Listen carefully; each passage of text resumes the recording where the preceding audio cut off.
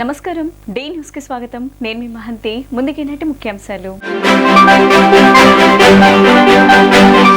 Visakhapatnam Vijayawada metro ప్రాజెక్టులపై ముఖ్యమంత్రి నారా చంద్రబాబు నాయుడు గురువారం ఏపీ సచివాలయంలో సమీక్ష. తెలుగు నేర్చుకోండి, తెలుగును నిర్లక్ష్యం చేయకండని యువతీ యువకులకు పిలుపునిచ్చిన ఉప ముఖ్యమంత్రి కొణిదెల పవన్ కళ్యాణ్.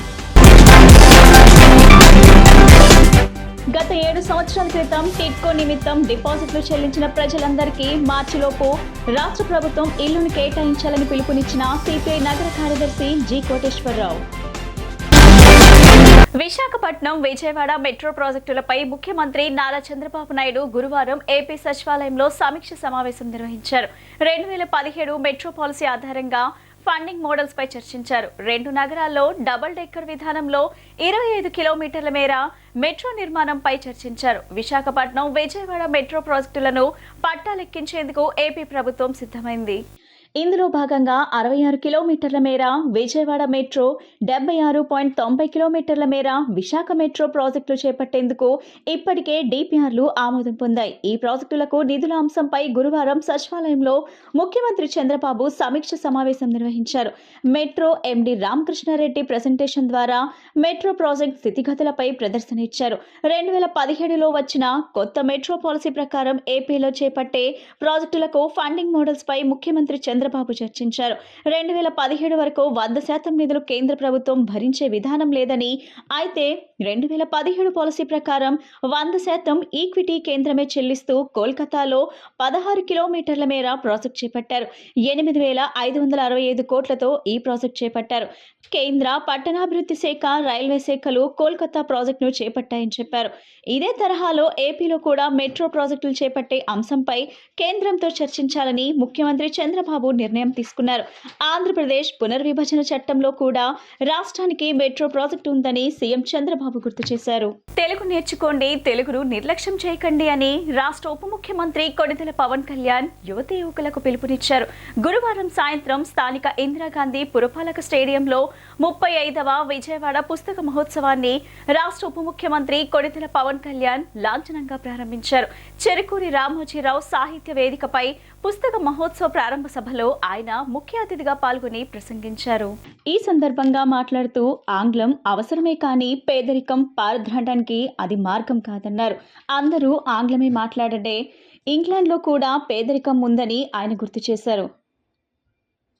సినిమా నటులు, పాపులర్ వ్యక్తులనే కాకుండా రచయితల్ని, చదువుకున్న వాళ్ళని గౌరవించటం, వాళ్ళ మాటలు వినటం నేర్చుకోవాలని తన అభిమానులకు సూచించారు. పుస్తక పఠనమే అభివృద్ధికి మార్గం. తాను చదువును మధ్యలోనే ఆపినా పుస్తకాలు చదవటం ఆపలేదన్నారు. పుస్తకం జీవితంలోనూ సమాజంలో అన్యాయాలతోనూ పోరాడే ధైర్యాన్నిస్తుందన్నారు.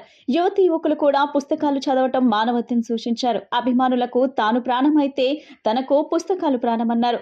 లక్షలాది మంది హృదయాలను ఆకట్టుకునే శక్తి తనకు పుస్తకాల వల్లనే వచ్చిందన్నారు. తన అభిమానులంతా తెలుగు భాషను పరిరక్షించే సైనికులు కావాలని పిలుపునిచ్చారు. వారు కూడా పుస్తకాలు చదివి సమాజంలో అన్యాయాలతో పోరాడడానికి సిద్ధం కావాలని సూచించారు. దివంగత ప్రధాని పివి నరసింహారావు సాహిత్య జీవితంలో ఏ కృష్ణారావు రాసిన పుస్తకాన్ని ఆయన ఆవిష్కరించారు. కేంద్ర సాహిత్య అకాడమీ సభ్యులు, విజయవాడ పుస్తక మహోత్సవ సంఘం ప్రముఖులు ఎంఎస్కో విజయ్ కుమార్ సభను నిర్వహించారు. గ్రంథాలయంలో విద్యాశాఖ ఆధ్వర్యంలో నుండి సాంస్కృతిక శాఖ పరిధిలోకి తీసుకోవాలని విజ్ఞప్తి చేశారు. ఈనాడు పత్రిక సంపాదకులు ఎం నాగేశ్వరరావు రామోజీరావు స్మారక ఉపన్యాసాన్ని చేస్తూ రామోజీరావు అక్షరాన్ని, పుస్తకాన్ని ప్రేమించిన వ్యక్తుల్లో అగ్రగణ్యులన్నారు. పత్రికను, టీవీ మాధ్యమాన్ని విజయవంతంగా, ప్రభావవంతంగా నిర్వహించడం ద్వారా యావత్ భారతదేశపు దృష్టినే కాక ప్రపంచం దృష్టిని ఆకర్షించిన ఘనత ఆయనదన్నారు. ప్రపంచంలోని శక్తివంతులందరిలాగే రామోజీరావు కూడా మంచి చదువువారని వివరించారు. విద్యార్థులు పుస్తక మహోత్సవం ద్వారా తమకు దక్కిన అవకాశాన్ని ఉపయోగించుకొని మంచి పుస్తకాలతో సాన్నిహిత్యం పెంచుకోవాలన్నారు. కేంద్ర సాహిత్య అకాడమీ కార్యదర్శి కృత్తివెంటి శ్రీనివాసరావు మాట్లాడుతూ పుస్తకాలు కొని చదివే అలవాటు అందరూ పెంచుకోవాలన్నారు. పుస్తక మహోత్సవ సంఘం కార్యదర్శి మనోహర్ నాయుడు మాట్లాడుతూ పుస్తక మహోత్సవ నిర్వహణకు సహకరించాలని పౌర సమాజానికి విజ్ఞప్తి చేశారు. పుస్తక మహోత్సవ సంఘం అధ్యక్షులు కె లక్ష్మయ్య వందన సమర్పణ చేశారు. మండలి బుద్ధప్రసాద్, విజయనగరం పార్లమెంట్ సభ్యులు కలిశెట్టి అప్పలనాయుడు తదితరులు సభలో పాల్గొన్నారు. నా జీవితంలో ఎప్పుడు కూడా పుస్తకాలు అనేది పుస్తక పఠనం లేకపోతే నేను ఏమైపోయావని అనిపిస్తుంది. నేను ఇంటర్వ్యూని కూడా ఎందుకు మధ్యలో ఆపేశానంటే చదువుకోలేక కాదు, మార్క్స్ తెచ్చుకోలేక కాదు, బాగా చదివేవాడిని. కానీ ఎందుకంటే నేను కోరుకుంటున్న చదువు పుస్తకాల్లో లేదు, నాకు క్లాస్ రూమ్లో లేదు. అందుకు నేను ట్యాగూర్ గారి ప్రేరణతోటి, అంటే రవీంద్రనాథ్ ఠాగూర్ స్కూల్కి వెళ్లకుండా ఇంట్లోనే కూర్చొని నేర్చుకున్నారంటే అది నేను కూడా ప్రేరణ తీసుకొని ఆయనలాగే చెట్లు చేమలు మొక్కలు చూస్తాం. మన దగ్గరికి అంత లగ్జరీ లేదు, పెద్ద ఉద్యానవనాలు లేవు. మాకున్న 2 రోజా మొక్కలతో కుండీలను చూస్తాం, పుస్తకాలు పెట్టుకొని క్లాస్ పుస్తకాలు పెట్టుకుని రోజా పువ్వులను చూస్తూ ఉండిపోయాడు. అట్లాగే ఎగ్జామ్స్ ఫెయిల్ అవుతాం కదా ఖచ్చితంగా, అలా చూస్తూ ఉంటాం. సో ఇట్లాగా చాలా ఇవన్నీ చూస్తూ నాకు బలం ఇచ్చింది. ఎందుకంటే నాకు స్వతంత్రంగా నేను నేర్చుకోగలను. గత 7 సంవత్సరాల క్రితం టిట్కో నిమిత్తం డిపాజిట్లు చెల్లించిన ప్రజలందరికీ మార్చిలోపు రాష్ట్ర ప్రభుత్వం ఇళ్లను కేటాయించాలని సిపిఐ నగర కార్యదర్శి జి కోటేశ్వరరావు డిమాండ్ చేశారు. విజయవాడ నగరానికి సంబంధించి సుమారు 7,000 మంది లబ్ధిదారులు ఉన్నారని, వాళ్ళకి ఇదిగో అదిగో అంటూ ఇల్లు కేటాయించకుండా రాష్ట్ర ప్రభుత్వం కాలయాపన చేస్తుందన్నారు. ప్రజలు రాష్ట్ర ప్రభుత్వానికి డిపాజిట్ చెల్లించని సమయానికే దాదాపుగా 80% ఇళ్ల నిర్మాణం జరిగిందని కోటేశ్వరరావు తెలిపారు. గత రాష్ట్ర ప్రభుత్వం ఇళ్లకు రంగులు వేసిందే తప్ప లబ్ధిదారులు కేటాయించలేదని ఆయన ఆవేదన వ్యక్తం చేశారు. ఇల్లు కేటాయించకుండా రాష్ట్ర ప్రభుత్వం కాలయాపన చేస్తుంటే మరోవైపు వడ్డీలు కట్టాలని బ్యాంక్ అధికారులు లబ్ధిదారులు నోటీస్ ఇవ్వటం లబ్ధిదారులు మరింత ఆందోళనకు గురవుతున్నారన్నారు. ఎన్డీఏ ప్రభుత్వం తక్షణమే లబ్ధిదారులకు ఇల్లు కేటాయించాలని, లేకపోతే మార్చిలో ప్రజా ఆందోళన చేపడతామని హెచ్చరించారు. నూతన సంవత్సర శుభాకాంక్షలు. గత సంవత్సరం మాదిరిగానే ఈ సంవత్సరం కూడా మా పార్టీ నిర్వహించేటటువంటి కార్యకలాపాలన్నిటినీ మీరు ప్రజల దృష్టికి తీసుకొచ్చేదానికి సహకరించాలని చెప్పి మీ అందరికి కూడా విజ్ఞప్తి చేస్తాను. పేదవాని సొంత ఇంటి కల నెరవేరుస్తామని చెప్పి town and infrastructure development corporation TIDCO ద్వారా గత 7 సంవత్సరాల క్రితం నాటి తెలుగుదేశం ప్రభుత్వం స్క్వేర్ ఫీట్స్ మాదిరిగా విభజించి స్క్వేర్ ఫీట్స్ని అనుసంధానం చేస్తూ 25,000, 50,000, ₹1,00,000 కట్టించుకున్నారు. విజయవాడ నగరంలో ఇల్లు లేనటువంటి నిరుపేదలు, పేద మధ్యతరగతి ప్రజానికం నుండి ఇప్పటికీ 7 సంవత్సరాలు అవుతా ఉన్నది. ఆ ప్రభుత్వం నాడే దాదాపు సుమారు 80% ఇళ్ల నిర్మాణం పూర్తి చేసింది. కానీ ఇళ్ళని అందించలేకపోయింది, కాలపరిమితి లేకపోవటం వలన కానీ ఏదైనా కానీ. ఏపీ కేబినెట్ సమావేశంలో ముఖ్యమంత్రి చంద్రబాబు నాయుడు అధ్యక్షతన జరిగిన సమావేశంలో సూపర్ 6 పథకాలకు గ్రీన్ సిగ్నల్ ఇవ్వడం జరిగిందని మంత్రి పార్థసారథి చెప్పారు. ముఖ్యంగా 14 ఎజెండా అంశాలపై ఏపీ కేబినెట్ సమావేశమవగా సుదీర్ఘంగా చర్చల అనంతరం వీటికి మంత్రివర్గం ఆమోదం తెలిపిందని, రాజధాని అమరావతిలో 2,733 కోట్ల పనులకు కేబినెట్ ఆమోదం తెలిపిందని పేర్కొన్నారు. అమరావతిలో 2 ఇంజనీరింగ్ కాలేజీల పనులకు కేబినెట్ ఆమోదముద్ర వేసిందన్నారు మంత్రి పార్థసారథి. అలాగే భవనాలు, లేఅవుట్లు అనుమతులను మున్సిపాలిటీకి అప్పగిస్తూ చేసిన సవరణ ప్రతిపాదనకు ఏపీ కేబినెట్ ఆమోదం తెలిపిందని, తిరుపతిలో ఈఎస్ఐ ఆసుపత్రిని 50 పడకల నుంచి 100 పడకలకు పెంపు ప్రతిపాదనకు కేబినెట్ ఓకే చెప్పిందని తెలిపారు. వచ్చే ఏడాది తల్లిదండ్రుల ఖాతాలో డబ్బులు జమ చేస్తామని చెప్పారు. రాష్ట్ర ప్రజలకి, ప్రత్యేకంగా విలేకరు సోదరులకి మేలు జరగాలని ఆకాంక్షతో ఈరోజు గౌరవ ముఖ్యమంత్రి చంద్రబాబు నాయుడు గారి అధ్యక్షతన కేబినెట్ మీటింగ్ జరిగింది. ఈ కేబినెట్ మీటింగ్లో రాష్ట్ర అభివృద్ధికి సంబంధించి అనేక నిర్ణయాలు తీసుకోబడ్డాయని చెప్పేసి మనం చేస్తాము. దాంట్లో మొట్టమొదటిది తిరుపతి జిల్లాలో 50 పడకల హాస్పిటల్ని 100 బెడ్స్కి అప్గ్రేడ్ చేస్తూ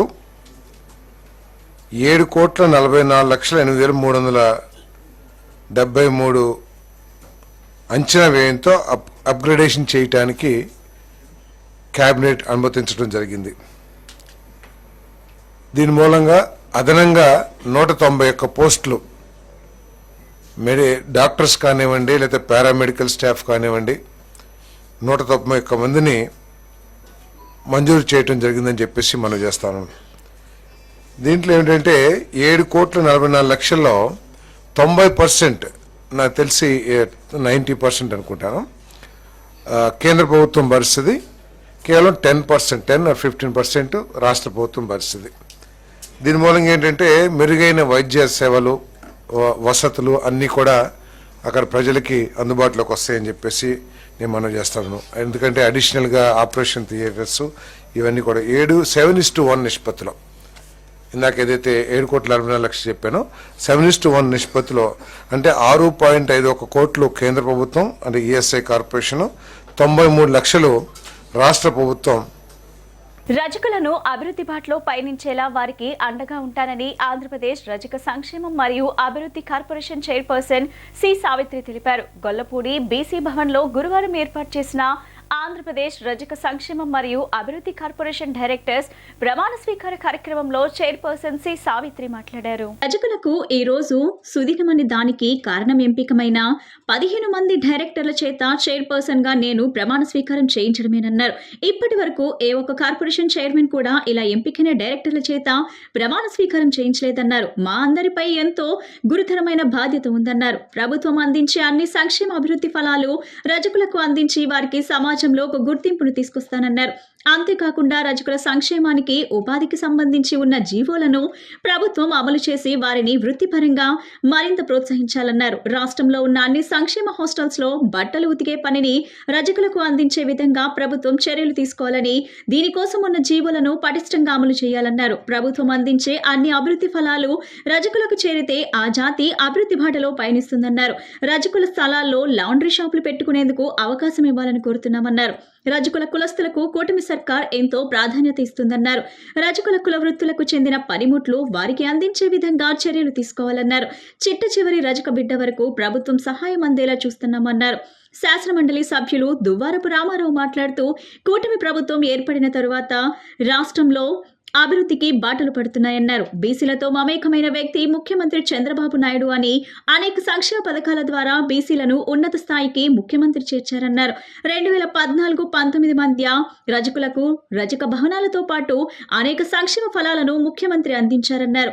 బీసీలకు 39,000 కోట్ల బడ్జెట్ లో కేటాయించారన్నారు. 2019లో వచ్చిన ప్రభుత్వం బీసీల అభివృద్ధిని తుంగలో తక్కిందన్నారు. శాసనసభ్యులు గల్లా మాధవి మాట్లాడుతూ రజక వెల్ఫేర్ అండ్ డెవలప్మెంట్ కార్పొరేషన్ డైరెక్టర్లుగా ప్రమాణ స్వీకారం చేసిన వారికి నా శుభాకాంక్షలన్నారు. కార్పొరేషన్లకు నిధులు కేటాయించకుండా గత ప్రభుత్వం కార్పొరేషన్లను నిర్వీర్యం చేసిందన్నారు. నా వంతుగా రజకుల హక్కులను ప్రభుత్వం దృష్టికి తీసుకువెళ్తామన్నారు. రజకుల అభివృద్ధికి ప్రతి ఒక్క డైరెక్టర్ ఖచ్చితంగా పనిచేయాలన్నారు. ముఖ్యమంత్రి చంద్రబాబు ఇచ్చిన పదవికి వన్నె తీసుకురావాలన్నారు. తొలుత జ్యోతి ప్రజ్వలనతో కార్యక్రమాన్ని ప్రారంభించిన అనంతరం చైర్పర్సన్ డైరెక్టర్ల చేత ప్రమాణ స్వీకారం చేయించారు. రాష్ట్రంలో అన్ని జిల్లాల నుండి రజక సంఘాల నాయకులు పెద్ద ఎత్తున పాల్గొన్నారు. మీడియా మిత్రులందరికీ, రజక కార్పొరేషన్ నుండి, మా డైరెక్టర్స్ తరఫు నుండి, మా పెద్దల నుండి అందరికీ సహృదయంగా నమస్కరిస్తూ ఈరోజు మా కార్పొరేషన్ డైరెక్టర్స్ యొక్క ప్రమాణ స్వీకారానికి విచ్చేసిన మిత్రులందరికీ, రజక సోదరులందరికీ, బంధువులందరికీ ప్రత్యేక ధన్యవాదాలు తెలుపుతూ మా రజక జాతికి ఒక మంచి సుదినము అని ప్రముఖంగా మేము గట్టిగా నమ్ముతూ ఒక విషయాన్ని మీడియా పరంగా మేము వెల్లడించదలుచుకున్నాము. ఈరోజు మా బీసీ మినిస్టర్ సవితా మేడం గారు వస్తారు అనే ఆశతో ఉన్నాము. చివరి క్షణంలో రాలేకపోయారు. వారికి మేము మా రజక కమ్యూనిటీ, రజక కార్పొరేషన్ నుండి కొన్ని వినతి పత్రాలు ఉన్నాయి. వాటిని మేము మేడం గారికి మెమరాండం ఇస్తూ కొన్ని సదుపాయాలు మాకు కావాలని కోరడం జరుగుతుంది. వారు మాకు మరీ టైం కేటాయిస్తాము అన్నారు. ఇప్పుడు రాలేకపోయినా కూటమి ప్రభుత్వం అధికారంలోకి వచ్చిన తర్వాత ప్రజలకు సంక్షేమానికి కానీ రాష్ట్రం యొక్క అభివృద్ధి కానీ అనేక కార్యక్రమాలు చేపట్టడం జరిగింది. తెలుగుదేశం పార్టీ ఎప్పుడు కూడా బీసీలతో మమేకమై ఉంది. స్వర్గీయ నందమూరి తారక రామారావు గారు ముఖ్యమంత్రిగా ప్రమాణ స్వీకారం చేసిన తర్వాత బీసీలకు ఒక నాయకత్వం అందించిన మహనీయుడు స్వర్గీయ నందమూరి తారక రామారావు గారు. దాన్ని అనేక సంక్షేమ కార్యక్రమాల ద్వారా బీసీలకి ఒక ఉన్నతమైన పదవులు ఇవ్వడం ద్వారా మా అధినాయకుడు మాన్యశ్రీ ముఖ్యమంత్రి గారు చంద్రబాబు నాయుడు గారు బీసీఎల్ని ఒక ఉన్నత శిఖరాల్లో చేర్చిన ఘనత చంద్రబాబు నాయుడు గారిది. అదేవిధంగా అనుబంధ సంఘాలను పటిష్టపరచడంలో, ముఖ్యంగా ఈ సాధికార కమిటీలను ఏర్పాటు చేయడంలో ముఖ్య పాత్ర వహించిన మా యువగలం సారథి, జాతీయ ప్రధాన కార్యదర్శి మంత్రివర్యులు శ్రీ నారా లోకేష్ బాబు గారికి అందరూ కూడా రుణపడి ఉండాల్సిన అవసరం ఉంది. ఎందుకంటే నమస్కారం అండి. ముందుగా సావిత్రి గారికి శుభాకాంక్షలు. రజక కార్పొరేషన్ చైర్మన్గా నియమితులయ్యారు బీజేపీ నుంచి. అదేవిధంగా 15 మంది డైరెక్టర్లతో ఈరోజు ప్రమాణ స్వీకారం చేసుకోవడం జరిగింది.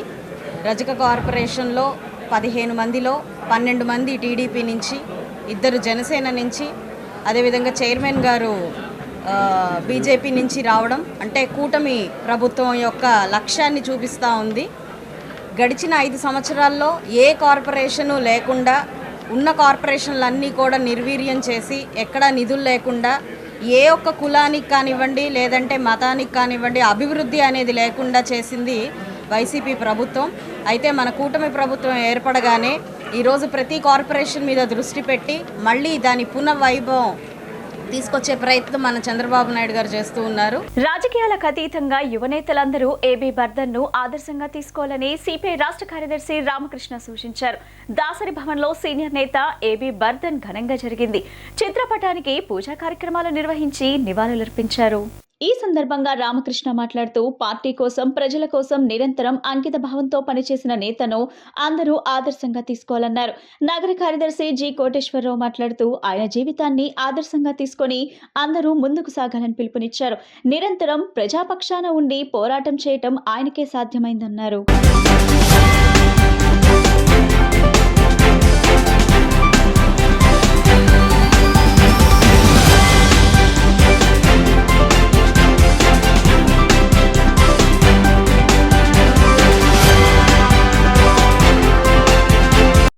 అందరికీ నమస్కారాలు.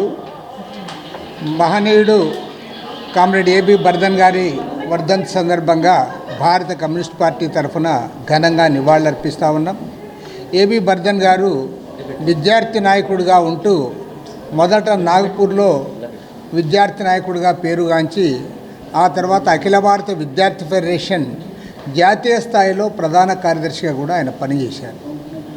ఆ తర్వాత రోజుల్లో నాగపూర్ ఎమ్మెల్యేగా కూడా అతి చిన్న వయసులోనే ఆయన గెలవడం, అసెంబ్లీలో కూడా ప్రజా సమస్యలు ప్రస్తావించడంతో మహారాష్ట్ర వ్యాప్తంగా గుర్తింపు పొందిన వ్యక్తి.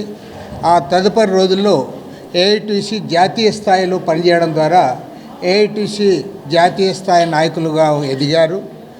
ఆ తర్వాత రోజుల్లో భారత కమ్యూనిస్ట్ పార్టీ జాతీయ ప్రధాన కార్యదర్శిగా సుదీర్ఘకాలం పనిచేయడం ద్వారా దేశవ్యాప్తంగా రాజకీయాల్లో గుర్తింపు పొందారు. ప్రత్యేకించి యూపీఏ కాలంలో ఆ రోజు ఆయన కీలక పాత్ర పోషించారు. ఒక సిపిఐ సిపిఎం నాయకులతోనే కాకుండా అన్ని రాజకీయ పార్టీల నాయకులతో కూడా సజీవ సంబంధాలు నెలకొల్పుకొని అందరి చేత గౌరవించబడ్డ వ్యక్తి. అలాంటి వ్యక్తులను ఆదర్శంగా తీసుకోవాల్సిన అవసరం ఇవాళ నేటి తరం పైన ఉంది. ఈ దేశంలో లౌకికవాదాన్ని పరిరక్షించడానికి, ప్రజాస్వామ్యాన్ని నిలబెట్టడానికి, సాధారణ ప్రజలకు ఎంతో మేలు చేయాలని చెప్పి కార్మిక వర్గ హక్కుల కోసం యావజ్జీవి భారతదేశ రాజకీయాల్లో ఏబీ బర్దన్ గారికి ఒక ప్రత్యేకత. నీతికి నిజాయితీకి నిలువుటద్దం కామ్రేడ్ ఏబీ బర్దన్ గారు. ఎంతోమంది యువకులకి ఆదర్శం కామ్రేడ్ ఏబీ బర్దన్ గారు. కార్మిక నాయకుడిగా ఈ దేశంలో అనేక హక్కుల సాధన కోసం ఏఐటీసీ జనరల్ సెక్రటరీగా సుదీర్ఘకాలం పనిచేసినటువంటి కామ్రేడ్ బర్దన్ గారు అనేక అటు పక్కన బ్యాంకు ఉద్యోగస్తులు కానీ, పోర్టు ఉద్యోగస్తులు కానీ వారి హక్కుల కోసం ఉద్యమించినటువంటి నాయకుడు కామ్రేడ్ ఏబీ బర్దన్ గారు. ఏబీ బర్దన్ యొక్క లోటు మృతి కమ్యూనిస్ట్ ఉద్యమానికే కాదు, మొత్తం కార్మిక లోకానికి, అలాగే వామపక్ష ఉద్యమాన్ని ఆకాంక్షించేటటువంటి వామపక్షవాదులకి ఏబీ బర్దన్ గారి యొక్క మరణం, ఏబీ బర్దన్ గారు లేకపోవటం లోటు అనేటటువంటిది కమ్యూనిస్ట్ పార్టీ సుదీర్ఘకాలం ఆయన అజయ్ భవన్లో ఉంటూ తన యొక్క వృత్తిని ఏదైతే వృత్తి చదువుకున్నటువంటి వృత్తిని కూడా మానివేసి మరి మొత్తం కమ్యూనిస్ట్ ఉద్యమానికి తన జీవితాన్ని అంకితం చేసినటువంటి ఏబీ బర్దన్ ఆయన యొక్క జీవితం రాబోయేటటువంటి తరాలకి కమ్యూనిస్టు శ్రేణులకి అందరికి కూడా ఆదర్శం. ఈ సందర్భంగా ఏబి బర్ధన్ గారికి విజయవాడ నగర కమ్యూనిస్ట్ పార్టీ తరఫున శ్రద్ధాంజలి ఘటిస్తూ వారి యొక్క మరికొద్ది రోజుల్లో సభ్యత్వ నమోదు చారిత్రాత్మక మైలురాయిని చేరుకోబోతున్న నేపథ్యంలో 1 కోటి మంది కార్యకర్తలకు ప్రమాద బీమా కల్పించేలా పార్టీ జాతీయ ప్రధాన కార్యదర్శి నారా లోకేష్ ఇన్సూరెన్స్ కంపెనీతో అవగాహన ఒప్పందం కుదుర్చుకున్నారు.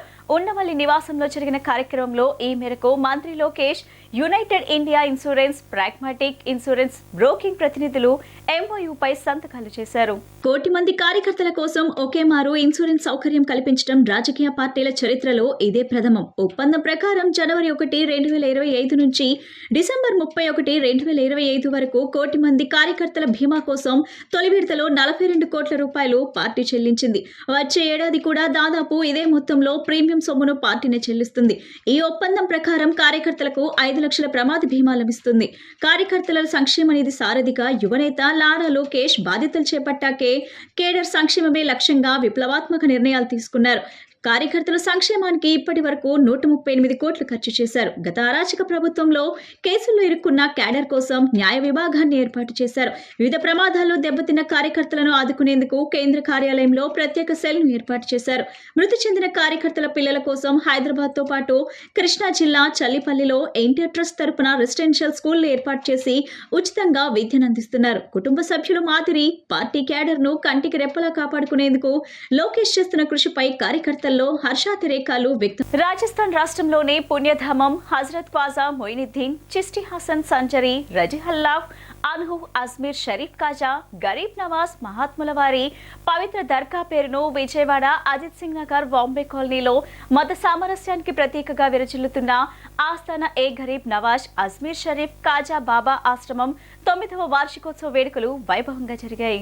ఇస్లాం జెండా ఆవిష్కరణతో పాటు గంధ మహోత్సవ కార్యక్రమంలో మాజీ ఎమ్మెల్యే మల్లాద్ విష్ణు హిందూ ముస్లిం సోదరులు భాగస్వామ్యులయ్యారు. ప్రత్యేక ప్రార్థనల అనంతరం వందలాది మందికి ఆత్మీయ విందు ఏర్పాటు చేశారు. అతిథులుగా హాజరైన టీడీపీ సీనియర్ నాయకులు రాధారంగా, మిత్రమండలి రాష్ట్ర అధ్యక్షులు చెన్నుపాటి శ్రీనివాస్ తదితరులను కాజాబాబా ఆశ్రమం వ్యవస్థాపక ధర్మకర్త సీనియర్ జర్నలిస్ట్ పఠాన్ బాబ్జీ ఉమర్ ఖాన్ ఇస్లాం సాంప్రదాయ ప్రకారం సత్కరించి తీర్థ ప్రసాదాలను అందజేశారు.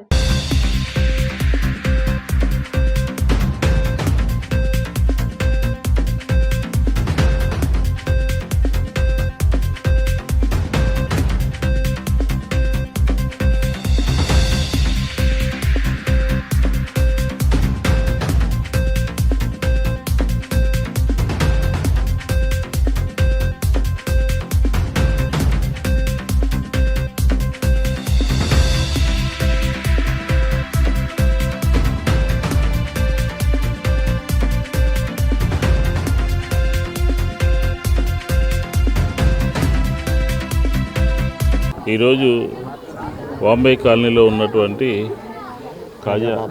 కాజాబాబా ఆశ్రమం దానికి సంబంధించినటువంటి ఖాన్ గారు గత 9 సంవత్సరాలుగా ఈ ప్రాంతంలో మత సామరస్యానికి ప్రతీకగా ఆయన ఈ కార్యక్రమాన్ని చేయడం జరిగింది. ఇది 9వ వార్షికోత్సవం అత్యంత వైభవంగా భక్తి శ్రద్ధలతో ఈరోజు నిన్న జెండా వందన కార్యక్రమము, దాంతోపాటు ఈరోజు గంధనోత్సవం ఇవన్నీ కూడా జరిగినాయి. ముఖ్యంగా ఏంటంటే సమాజంలో అందరూ కూడా కలిసిమెలిసి ఉండాలి, జీవించి ముందుకు సాగాలి అనే ఒక మంచి సత్సంకల్పంతో ఈ ఆశ్రమం కాజాబాబా ఆశ్రమం పనిచేస్తుంది. కాబట్టి ఇది ఈరోజు చాలా విశిష్టమైనటువంటి 9వ వార్షికోత్సవం సందర్భంగా బాబా గారు ప్రార్థనలు చేసి ప్రజలందరూ సుఖ సంతోషాలతో ఉండాలని చెప్పి కోరుకున్నారు. వారికి వారి ఆశ్రమంలో ఉన్నటువంటి భక్తులందరికీ కూడా నా 9వ వార్షికోత్సవ శుభాకాంక్షలు. శాంతి, సోదరభావం, సౌభ్రాతృత్వాలే మూల స్తంభాలుగా భారత ఉపఖండంలో ఇస్లాం ధర్మాన్ని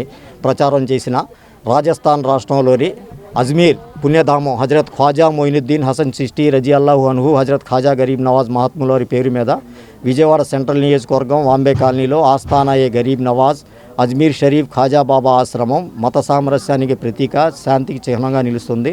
ఈ ఏడాది 9వ వార్షికోత్సవ వేడుకలను అత్యంత భక్తి శ్రద్ధలతో జెండావిష్కారం, గంధ మహోత్సవం నిర్వహించడం జరిగింది. మత సామరస్యానికి ప్రతీకగా ఆత్మీయ విందు ఏర్పాటు చేయడం జరిగింది. ఈ కార్యక్రమానికి ముఖ్య అతిథులుగా మాజీ శాసనసభ్యులు మల్లాది విష్ణు గారు ఇచ్చేశారు. ప్రజలందరూ సుఖ సంతోషాలతో ఉండాలని, సర్వమానవాళి సంక్షేమాన్ని కోరుతూ మత గురువులు దువా చేశారు. అస్సలాము అలైకుం వరహమతుల్లాహి వబరకాతుహు. अज़ीज़ान मोहतरम, ख्वाजा गरीब नवाज़ हिंदल वली अताए रसूल, उनका ये छिल्ला मुबारक आस्ताना गरीब नवाज़ बॉम्बे कॉलोनी में आज अल्हम्दुलिल्लाह 9 साल से चल रहा है।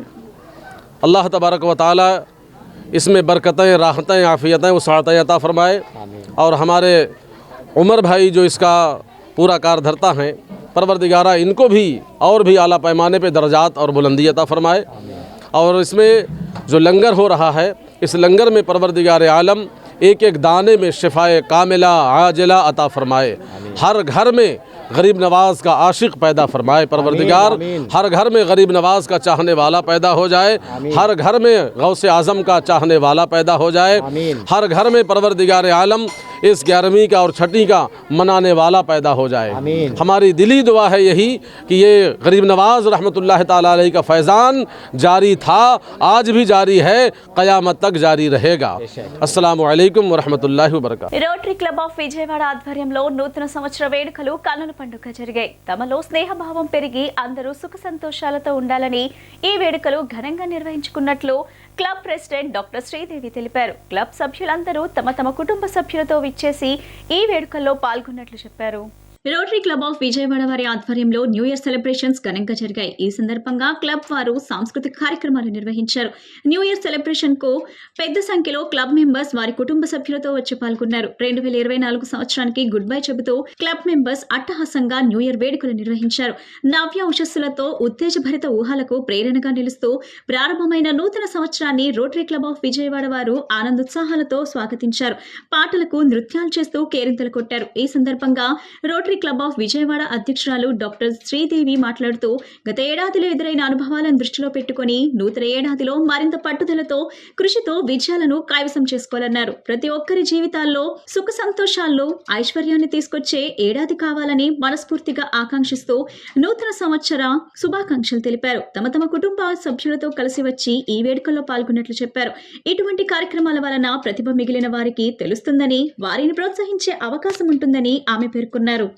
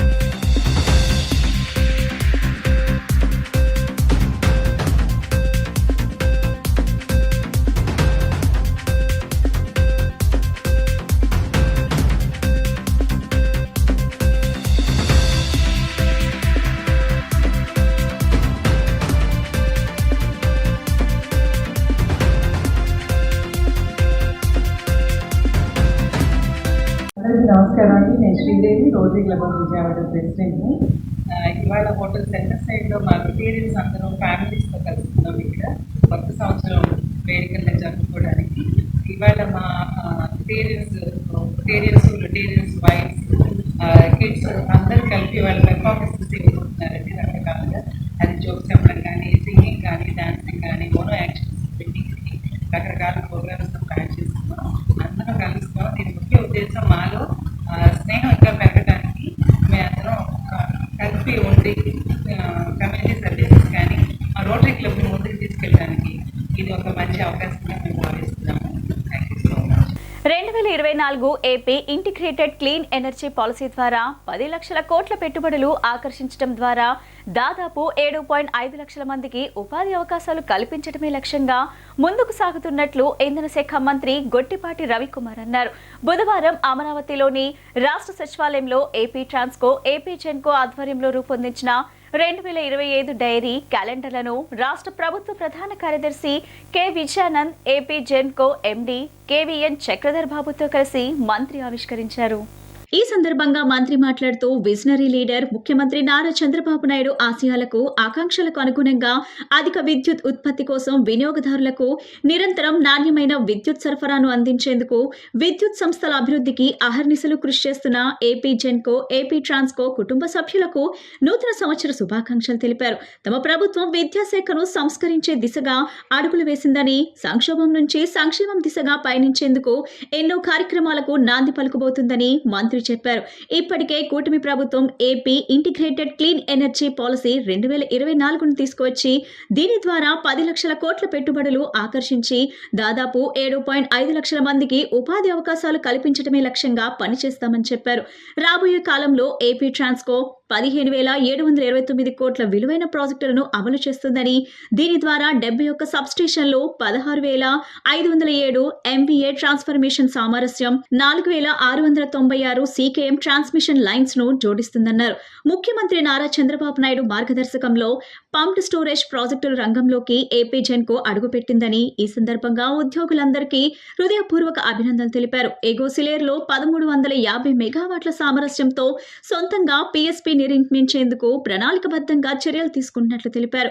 పీక్ లోడ్ అవసరాలను దృష్టిలో పెట్టుకుని దశల వారీగా 5,000 మెగావాట్ల సామరస్యంతో సంయుక్త భాగస్వామ్యంలో 5 పంప్డ్ స్టోరేజ్ ప్రాజెక్టులు నిర్మించాలని కేంద్ర ప్రభుత్వ రంగ సంస్థ NHPCతో అవగాహన ఒప్పందం కుదుర్చుకోవటం ఏపీ విద్యుత్ రంగంలోనే కీలక ముందడుగు అని మంత్రి పేర్కొన్నారు.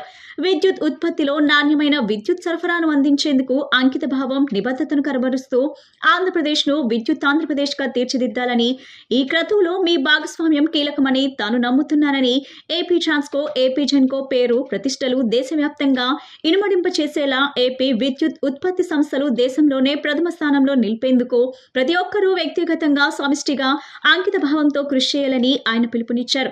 ఈ కొత్త ఏడాది సందర్భంగా విద్యుత్ సంస్థలు నిర్దేశించుకున్న లక్ష్యాలను చేరుకునేలా సిబ్బంది ముద్నడుగు వేయాలని మంత్రి ఆకర్షించారు. ఈ కార్యక్రమంలో AP Transco director Shri AKV Bhaskar, AP Genco director hydel, FAC Shri M Sanjay Kumar, director thermal, FAC Shri P Ashok Kumar Reddy, director HR, SAC Shri P Naveen Goutham, AP Transco, AP Genco chief ఇంజనీర్లు CCMలో పాల్గొన్నారు. ఎన్టీఆర్ జిల్లా విసనపేట మండలం తెల్లదేవరపల్లిలో గత అర్ధరాత్రి హత్య జరిగిన విషయం తెలిసిందే. మద్యం మత్తులో రాంబాబుపై విస్సంపల్లి సతీష్ కత్తితో దాడి చేశాడు. దీంతో రాంబాబు చనిపోయాడు. నిందితుడు సతీష్ ను పోలీసులు గురువారం అరెస్ట్ చేశారు. ఈ క్రమంలో మృతుడి బంధువులు తెల్లదేవరపల్లి రహదారిపై ఆందోళనకు దిగారు. రాష్ట్రంలో గంజాయి, మద్యం ఎక్కువ కావడంతో ఇలా జరిగిందంటూ పోలీసులతో కాసేపు గొడవ పట్టారు.